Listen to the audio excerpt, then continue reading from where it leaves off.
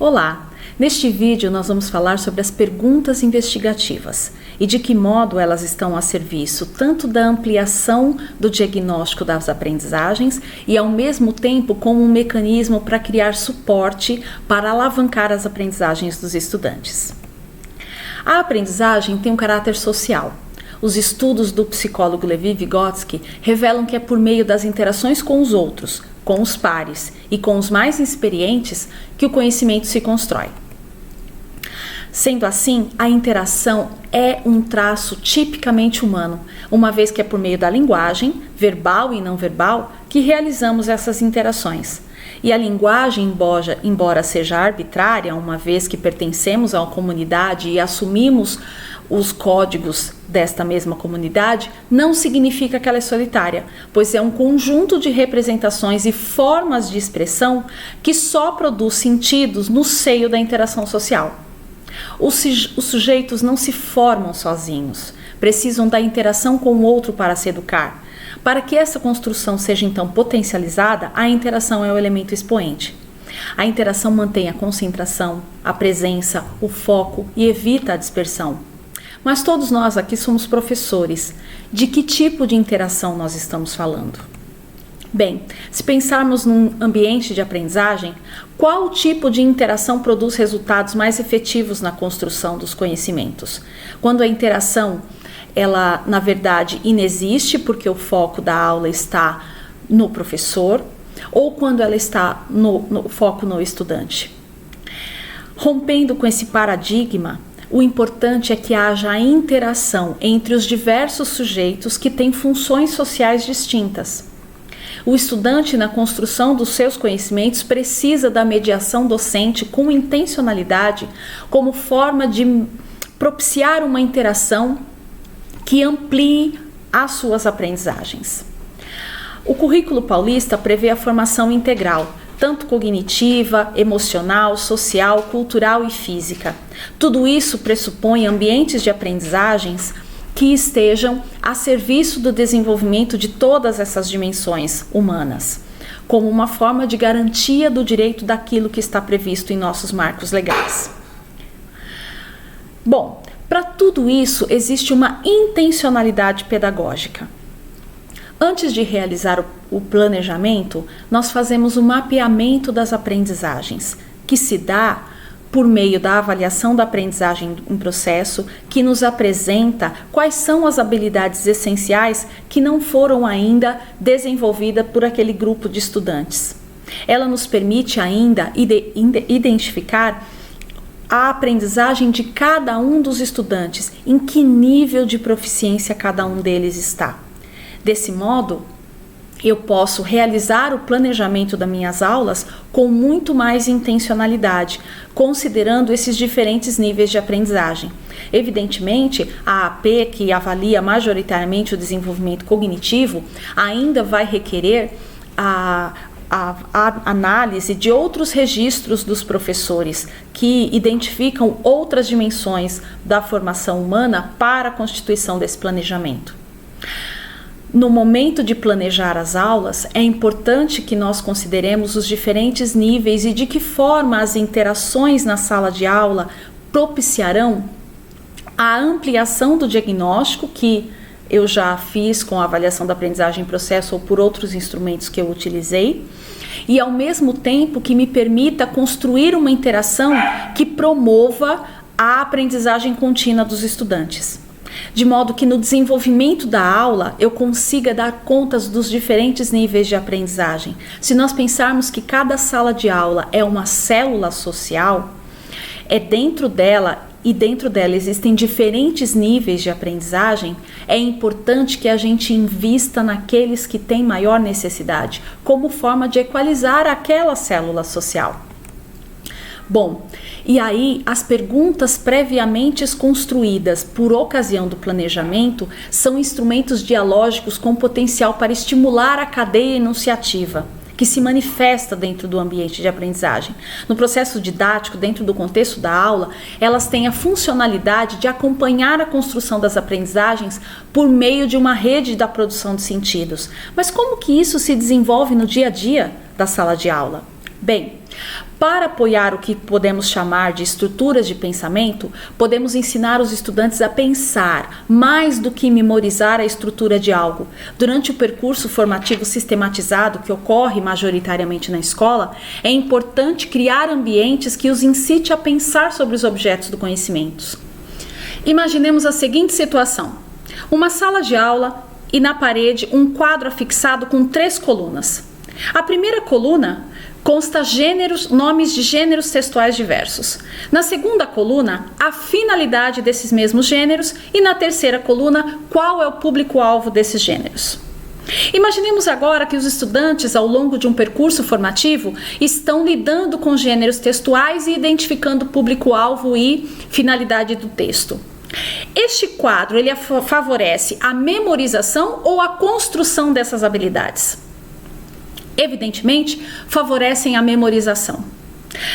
Aquilo que está afixado na parede reflete os nossos valores, aquilo que faz parte da nossa cultura e devem ser valorizados, mas precisamos estar muito atentos se eles estão concorrendo com a minha intencionalidade pedagógica ou estão a favor daquilo que é preciso ou que é direito que os alunos aprendam.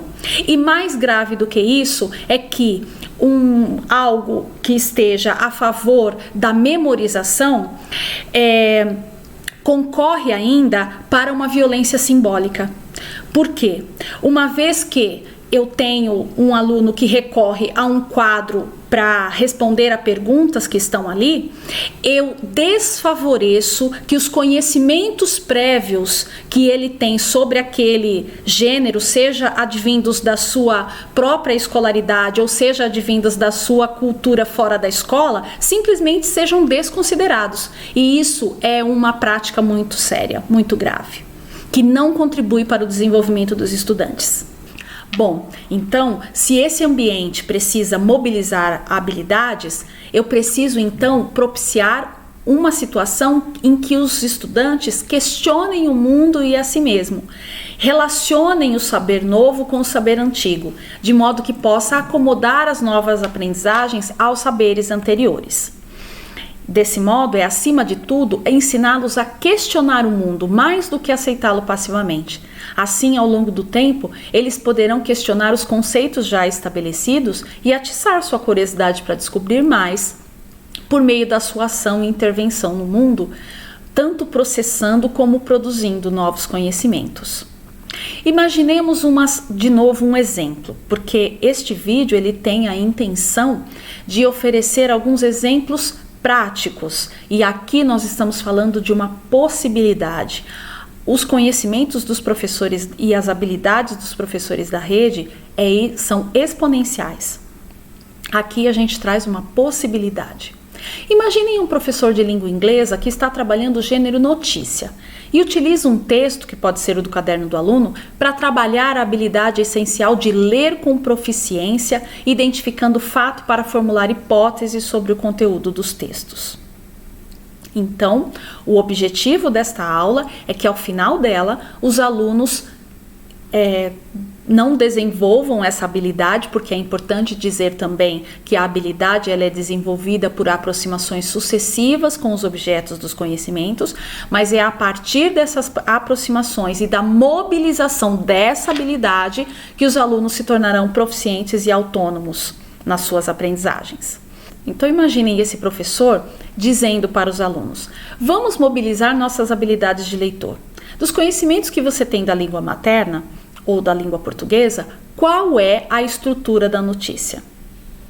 Devido a conhecimentos tão heterogêneos que temos na nossa sala de aula, é bem provável que parte ou grande parte dos estudantes não tenham familiaridade com o gênero notícia, seja porque tem pouco acesso a eles no ambiente fora da escola, seja porque na própria escola não tenha tido tanto contato, ou mesmo porque leem notícia, mas não observam qual é a estrutura delas, nunca pensaram sobre isso. Bom, numa pergunta que é uma pergunta mais complexa, eu posso utilizar as perguntas investigativas de modo que eu possa criar mecanismos para que uma pergunta mais complexa possa ser dividida de modo estratégico para apoiar os estudantes nas estruturas de pensamento para que ele possa avançar. Mas como que eu faço isso? Bom, por meio das perguntas investigativas. Eu posso desdobrar uma pergunta, qual é a estrutura da notícia, perguntando, olhando para essa notícia, qual é a função desse título que está em letras garrafais? Qual é o nome dessa parte do texto? Ou por que este texto está escrito no presente, se essa notícia já aconteceu no passado? Veja que, diante dos conhecimentos heterogêneos que eu tenho na sala, evidentemente eu não vou colocar todas essas perguntas, mas eu estou citando essas perguntas de modo que sejam um exemplo de como é possível que as perguntas tenham diferentes intencionalidades. A depender dos meus objetivos e da minha intencionalidade pedagógica, eu vou perguntar a um aluno especificamente, ou eu vou pedir que todos os alunos da sala respondam individualmente antes de responder socializando as suas conclusões, ou eu vou pedir que qualquer aluno responda. As perguntas têm finalidades distintas. Imaginem que o professor poderia perguntar: agora nós vamos para o primeiro parágrafo da notícia. Mais do que saber qual o nome desta parte do texto, nós vamos pensar da sua vivência com a leitura de notícias. Quais as informações que uma notícia traz no primeiro parágrafo? Pode ser que essa pergunta também seja uma pergunta mais complexa e eu precise desdobrá-la para que os estudantes possam criar mecanismos para avançar. Porque as perguntas investigativas, como eu disse no início desse vídeo, estão a serviço da ampliação do diagnóstico. Quando eu elaboro perguntas no meu planejamento, significa que eu tenho hipótese sobre a natureza da dificuldade dos estudantes. Mas é por meio do desenvolvimento da aula que eu vou poder investigar se as minhas hipóteses sobre os conhecimentos que eu deduzi que os estudantes tivessem, se eles se confirmam ou não.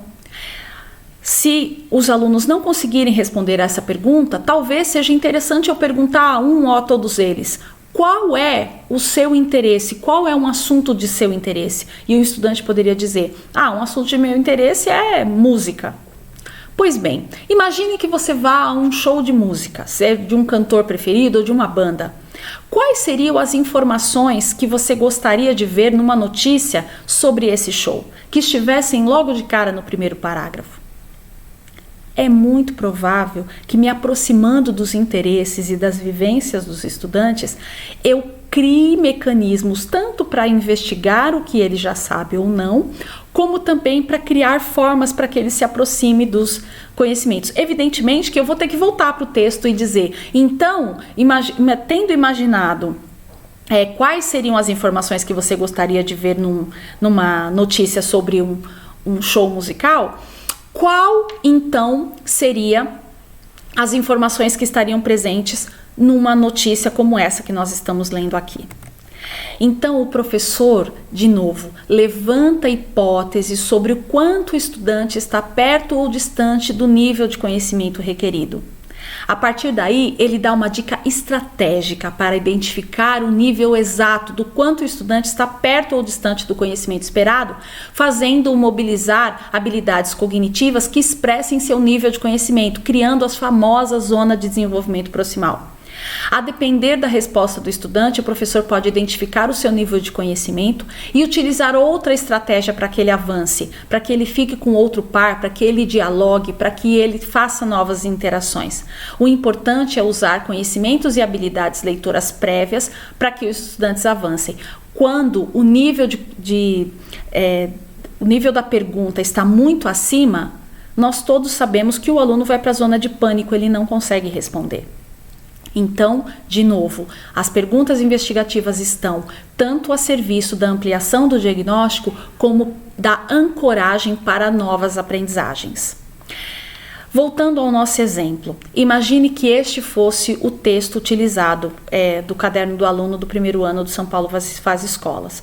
Então vejam que a nossa habilidade nesta aula, exemplo que estamos dando aqui, era ler com proficiência, levantando hipóteses sobre o conteúdo dos textos. Então eu já levantei hipóteses sobre o conteúdo dos textos, mas eu ainda não estou lendo com proficiência, afinal tem uma porção de palavras aí que eu não conheço, e talvez a dificuldade com o gênero textual na minha língua materna também não contribua para a compreensão desse texto na sua complexidade. Então eu posso criar outros mecanismos utilizando, por exemplo, metodologias ativas para que novas interações, e aí nem talvez com os próprios professores, mas entre os alunos, criando estações de aprendizagens, por exemplo. Numa estação, os estudantes elaborarão perguntas sobre a manchete, elaborarão perguntas que serão respondidas por outros estudantes. Numa segunda estação, os estudantes elaborarão perguntas sobre o lead da notícia.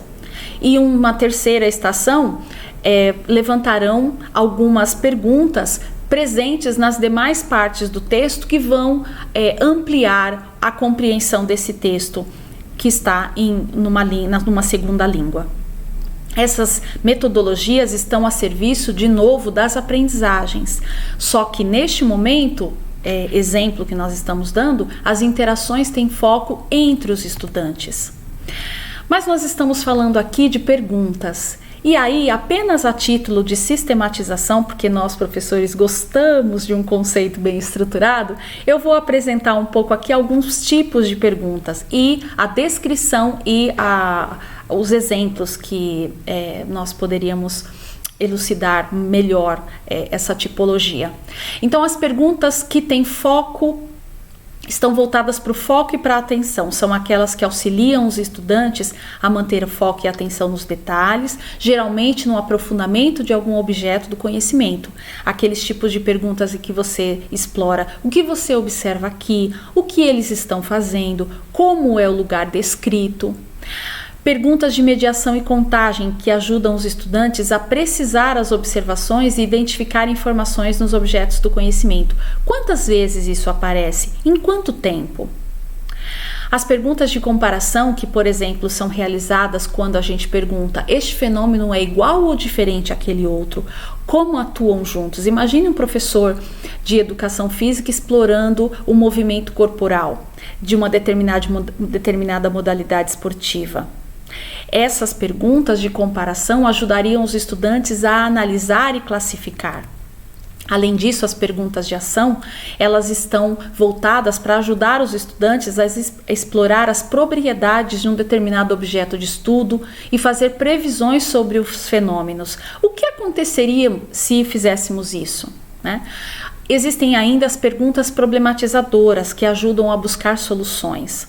Você pode descobrir como? Encontre uma outra maneira de realizar este mesmo movimento, mobilizando esse músculo, por exemplo. As perguntas de raciocínio são aquelas que ajudam os estudantes a pensar sobre a experiência e construir ideias que fazem sentido. Qual a razão para isso ter acontecido? Enfim, é uma sistematização. Como eu disse, o conhecimento de toda a rede é exponencial.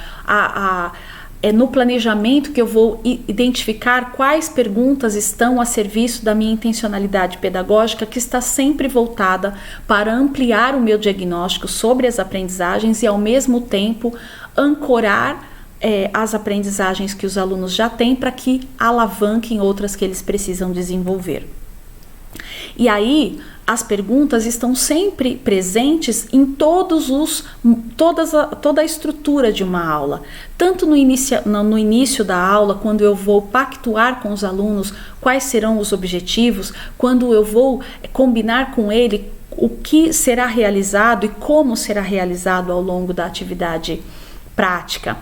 No momento de desenvolvimento, que é quais os comportamentos esperados ou quais são as tarefas que nós vamos realizar e o que esperamos ao realizá-las. E também ao final da aula, quando há um questionamento do que foi explorado na aula, do que os alunos aprenderam e que está a serviço principalmente da metacognição, em que os estudantes pensam sobre o que estão pensando e o que estão aprendendo, que é um mecanismo superior para apoiar que os alunos continuamente possam ter consciência das suas aprendizagens. Bem, tudo isso que nós falamos aqui prevê diálogo, movimento através da palavra. Diálogo é, em primeiro lugar, um meio para que haja uma diluição da relação de poder existente entre as pessoas. Entre professores e estudantes é a materialização de uma postura dialógica, de abertura, que atiça a curiosidade, que desperta para uma postura não apassivada diante dos objetos do conhecimento no processo interativo. Desse modo, produz uma mudança de postura não só no ambiente de aprendizagem, mas diante da vida, tendo curiosidade diante do mundo para continuar a aprender sempre, sendo este o principal objetivo, garantir os direitos de aprendizagem e principalmente que os alunos estejam aptos a aprender sempre. É isso, obrigada.